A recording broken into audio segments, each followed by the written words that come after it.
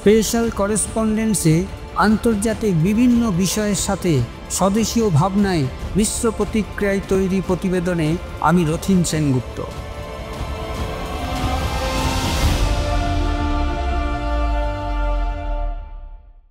নমস্কার, আমি রথীন সেনগুপ্ত। স্পেশাল করেসপন্ডেন্সে আমার আজকের প্রতিবেদন বিশ্ব উষ্ণায়ন ও ভারত। আচ্ছা, আমরা কি জানি, আমরা জেনে অথবা না জেনে সতেজ আর এই সবুজে ভরা বিশ্বকে ধ্বংস করার সব চেষ্টাই রোজ করছি ও নিরন্তর করে চলেছি। আমরা জানি আমরা আধুনিক হচ্ছি, নিরন্তর প্রচেষ্টার মধ্যে দিয়ে অত্যাধুনিকও হচ্ছি আমরা। কিন্তু আমরা কি জানি যে আজ আমরা আধুনিক সমাজ ব্যবস্থার চক্রব্যূহে দিন প্রতিদিন নিজেদের বেঁধে চলেছি? আমাদের অগ্রগতি, আমাদের বিকাশকে এমন একটা পর্যায়ে আমরা নিয়ে এসেছি যেখান থেকে কোনো অশুভ সংকেত কেন জানি না আমাদের চোখেই পড়ে না। চারিদিকে বড় বড় হোর্ডিংয়ে বিজ্ঞাপন দেখি গ্লোবাল ওয়ার্মিংয়ের। এর উপর আধার করে তৈরি হওয়া হলিউড ও বলিউডের ঝাঁ চকচকে সিনেমাগুলো, যা আমরা এন্টারটেনমেন্টের নামে গিলে চলেছি নিত্য প্রতিদিন। অথচ দেখো, গ্লোবাল ওয়ার্মিংয়ের মতো ভয়ঙ্কর অব্যবস্থাটিকে সঠিকভাবে অনুমান করা আধুনিক বিশ্বের অনেক মানুষেরই সম্ভব হয়নি আজও। এতে পরিণাম কিন্তু ভয়ঙ্কর। আগামীতে বহু ভয়ঙ্কর ঘটনা দেখার জন্য প্রস্তুত থাকতে হবে আমাদের। ভয়ঙ্কর ঘটনা মানে যেটি আপনি দেখিনি কখনো বা ভাবতেই পারি না কখনো। এমন সময় আসবে যখন বাঁচার জন্য সামান্য কিছু মুহূর্ত পর্যন্ত আপনি বা আমি আর পাব না। এমনই অনিয়ন্ত্রিত ধ্বংসলীলা দেখার সৌভাগ্য আমরা গড়ে তুলেছি দিন প্রতিদিন। ভবিষ্যতে এর মোকাবিলা করার জন্য কোনো বৈজ্ঞানিক নীতি বা আধুনিক সরঞ্জাম কোনো কিছুই কোনোভাবেই কাজে আসবে না। তাহলে যেটা সময় থাকতে করা উচিত তার দিকে দৃষ্টি কেন্দ্রিত করে এগোতে হবে আমাদের। প্রশ্ন, তাহলে আমাদের মানসিক বিকৃতিকে নিয়ন্ত্রণ করার আধুনিক বা বিজ্ঞানসম্মত ব্যবস্থার কী হবে? উত্তর, সেটি একটি অথর্ব জৈব পদার্থে পরিণত হবে। পরিণামে আমাদের গর্বিত সাফল্য ও তার উন্নত ব্যবস্থাসমূহের কোনোভাবেই আমাদের অবশ্যম্ভাবী ধ্বংসাত্মক পরিস্থিতি থেকে আমাদের রক্ষা করতে পারবে না। আনুমানিক আশঙ্কার ব্যাখ্যা থেকে বেরিয়ে এবার দেখে নেওয়া যাক আধুনিক বিশ্বের ভূমিকা এ ব্যাপারে ঠিক কোন বিন্দুতে দাঁড়িয়ে। এই আলোচনাতে আমি বিশেষত ইউনাইটেড নেশন এনভায়রনমেন্ট প্রোগ্রামের ভূমিকা নিয়ে কিছু কথা বলতে চাইব। এই সংস্থাটি যার অধীনে কাজ করে থাকে সেটি হলো জাতিসংঘ। এই জাতিসংঘকেই আবার সমগ্র বিশ্বের কল্যাণের জন্য বহু কর্মকাণ্ডে লিপ্ত থাকতে হয়। সেই কারণে তাদের যত পরিমাণে দৃষ্টি দেওয়ার প্রয়োজন এই অব্যবস্থাটিকে নিয়ে, ঠিক তত পরিমাণ দৃষ্টি তাদের দেওয়া সম্ভব হয়ে ওঠে না। এমন একটি অব্যবস্থার কারণেই জাতিসংঘ তার রাইট হ্যান্ড হিসাবে ইউনাইটেড নেশন এনভায়রনমেন্ট প্রোগ্রামের আবির্ভাব ঘটায়। এখানে উল্লেখযোগ্য যে এই সংস্থাটি শুরুতেই যে পদক্ষেপটি নিয়েছিল সেটি হলো তারা আঞ্চলিক ও অনুন্নত দেশগুলিকে পরিবেশ নিয়ন্ত্রণের ব্যাপারে কিছু শক্ত গাইডলাইন মানতে বাধ্য করার পরামর্শ ও নীতি প্রদান করবে। সেই শর্ত প্রয়োগের প্রয়োজনে আর্থিক অনুদান ও তারা দেবে সেই সব পিছিয়ে পড়া আঞ্চলিক এবং অনুন্নত দেশগুলোকে।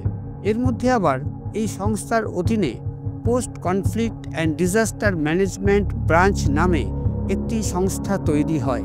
এরা বিভিন্ন দেশের পরিবেশকে সঠিক কায়দায় মূল্যায়ন করে এর একটি রিপোর্ট জমা করে ইউনাইটেড নেশন এনভায়রনমেন্ট প্রোগ্রাম সংস্থাটির কাছে।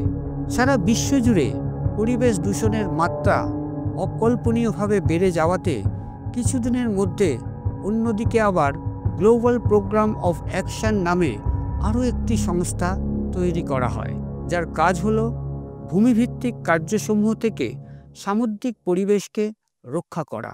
এইভাবে বহু সংস্থা বিশ্ব পরিবেশকে দূষণের হাত থেকে আমাদের রক্ষা করার জন্য বহু কাজ করে চলেছে প্রতিনিয়ত। পরিবেশ নিয়ন্ত্রণ করার তাগিদে এই ইউনাইটেড নেশন এনভায়রনমেন্ট প্রোগ্রামের হাতে বর্তমানে কঠিন থেকে কঠিন নীতি বাধ্যতামূলকভাবে প্রয়োগের অধিকার রয়েছে। সেই মতোই কাগজে কলমে এরা বিশ্ব পরিবেশকে নিয়ন্ত্রণ করে, সঠিক নীতি ইমপ্লিমেন্ট করার চেষ্টা করে। কথাটা কেন বললাম? তার কারণ হলো তথ্যভিত্তিক বিশ্লেষণ বলছে বিশ্বের সমগ্র দেশে পরিবেশ নিয়ন্ত্রণের ক্ষেত্রে বহু সংস্থা ও সরকারি দপ্তর অনেক ভালো ভালো পদক্ষেপ নিলেও সামাজিক অব্যবস্থার কারণে অনেক ক্ষেত্রেই সেভাবে সফল পাওয়া সম্ভব হচ্ছে না। এ ব্যাপারে আলাদাভাবে অ্যাওয়ারনেস প্রোগ্রামের ভিত্তিতেও অনেক ইনস্টিটিউট গবেষণামূলক শিক্ষা প্রদান করে থাকে ছাত্রছাত্রীদের। আমাদের এই দেশেও পরিবেশকে নিয়ন্ত্রণ করা সরকারি উদ্যোগের কোনো কার্পণ্যতা কিন্তু নেই। কোটি কোটি টাকা বার্ষিক বরাদ্দ হয়ে থাকে, কাজ যে একেবারেই হচ্ছে না তা বলা যাবে না। কিন্তু শুধুমাত্র সরকারি উদ্যোগের উপর নির্ভর করে চললেই কি এর সমাধান হয়ে যাবে? প্রতিটি মানুষকে এ ব্যাপারে বুঝে নিজের স্বার্থ ত্যাগের মধ্যে দিয়ে সমাধান সূত্র বার করতে হবে। এ ব্যাপারে আমার পরিচালিত একটি সামাজিক ছবি অরণ্যের রোদনে এই নিজ স্বার্থের ঊর্ধ্বে গিয়ে আত্মবলিদানের মধ্যে দিয়ে একটি ঘটনাকে ছবি হিসাবে পরিবেশন করার সামান্য চেষ্টা করেছি আমি। অনুরোধ রইল আমার এই ব্যাখ্যার স্বার্থে ছবিটি দেখার। আইপিসিসি একটি রিপোর্টে উল্লেখ করা হয়েছে যে 1850 থেকে 2019 পর্যন্ত বিশ্বের গড় তাপমাত্রা বৃদ্ধি হয়েছে 1.07 ডিগ্রি সেলসিয়াস। এই সংস্থাটির আরও একটি রিপোর্টে মোট 2018 সালে প্রকাশিত হয়, তাতে উল্লেখ করা হয়েছে যে বিশ্বের গড় তাপমাত্রা বৃদ্ধি 1.2 ডিগ্রি সেলসিয়াস, যেটি একমাত্র মানুষের নিজস্ব কার্যশৈলীর কারণেই হয়েছে। যদি এই তথ্যটির সাথে বহু পরিবেশ বিজ্ঞানীর তথ্যগত পার্থক্য দেখা যায়। আতঙ্কের বিষয় হলো 2100 সালের মধ্যে এই গড়পৃষ্ঠের তাপমাত্রা 3.3 ডিগ্রি সেলসিয়াস বৃদ্ধি পাবে।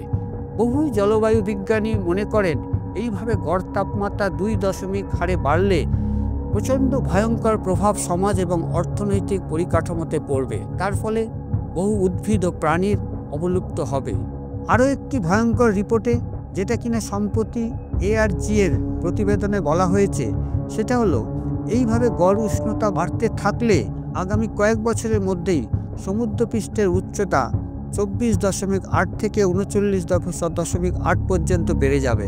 এতে পশ্চিমী অ্যান্টার্কটিকা বরফের নিচে হারানোর সাথে সাথে সমুদ্রপৃষ্ঠতা 35 ফুট পর্যন্ত বেড়ে যাবে। এর ফলে বিশ্বের অনেক বড় বড় শহর যেমন Tokyo, new York, Kolkata, Mumbai, Dhaka, Shanghai এমন অনেক আধুনিক শহরের সমতল নিচু হওয়ার কারণে জলপৃষ্ঠ নিচে চলে যেতে পারে। বিশ্ব উষ্ণায়নের ব্যাপারে ভারতের ভূমিকা যথেষ্ট সক্রিয়। এবার দেখে নেওয়া যাক এ ব্যাপারে ভারতের ভূমিকা ঠিক কী। বিশ্ব উষ্ণায়নের ক্ষেত্রে ভারতের ভূমিকা হলো দেশটির নির্গমন কমানো ও জলবায়ু পরিবর্তন প্রশমনে অগ্রগণ্য ভূমিকা পালন করা। ভারত এ ব্যাপারে সক্রিয়তার সাথে যে কাজগুলো করতে চলেছে তা হলো 2030 সালের মধ্যে 50% শক্তির চাহিদা পূরণ করা নবায়নযোগ্য উৎস থেকে, 2030 সালের মধ্যেই আবার মোট কার্বন নিঃসরণ 1 বিলিয়ন টন কমিয়ে আনা, 2030 সালের শেষ নাগাদ অফসিল শক্তির ক্ষমতা 500 গিগাবাইট নিয়ে যাওয়া সম্ভব, 2070 সাল নাগাদ নেট শূন্য নির্গমনের লক্ষ্যমাত্রা অর্জন করা। শুধুমাত্র বিশ্ব অথবা দেশীয় পরিবেশ নিয়ন্ত্রণ সংস্থার উপর ভরসা করে চললে চলবে না। আমাদের সাধারণ বোধবুদ্ধিতায় নিজেদের দৈনন্দিন জীবনশৈলীকে নিয়ন্ত্রণ কিভাবে করা যায় তার ব্যাখ্যাকে একটু অনুশাসনের মধ্যে দিয়ে মেনে নেওয়ার প্রতিশ্রুতি পালনের প্রতিজ্ঞা করার প্রয়োজন রয়েছে আজ। স্পেশাল করেসপন্ডেন্সে আজ এই পর্যন্ত। এমনই কিছু তথ্য ও বিশ্লেষণ নিয়ে খুব শীঘ্রই হাজির হব। আমি রথীন সেনগুপ্ত। নমস্কার।